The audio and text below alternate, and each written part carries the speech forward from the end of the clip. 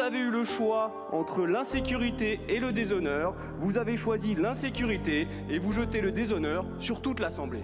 Malgré votre indignité, la différence entre vous et le personnel médical, j'en suis convaincu, c'est qu'ils seront toujours là pour vous. Et aujourd'hui, comme souvent, vous n'êtes pas là pour eux. C'est irresponsable.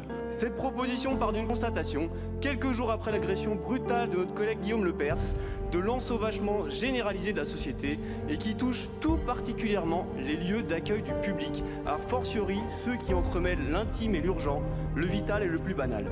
Les faits sont connus, les professionnels de santé font face à une agressivité et une violence croissantes sur un lieu de travail. Cela pose un problème d'efficacité de leur action, d'ordre public, de reconnaissance de leur engagement salutaire et, s'il fallait le préciser, de maintien de leur intégrité physique et psychologique. Les professionnels de santé assurent une mission de service public quand bien même la loi que nous votons se refuse à le prévoir. Quand il accueille, quand il écoute et recommande, quand il soigne et accompagne, il engage bien plus que sa personne. Il est un chaînon fondamental de notre contrat social et la société doit tout faire pour assurer son intégrité.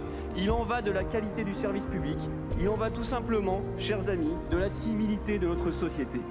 Quiconque porte atteinte à l'intégrité d'un professionnel de santé touche donc immanquablement aussi à l'ordre public symbolique et se met délibérément à la marge de notre communauté nationale, quoi qu'en aient dit les autres interlocuteurs. Et comme il s'agit d'un système entier, ce raisonnement s'applique aux biens comme aux personnes, aux chefs de service comme à l'aide-soignant.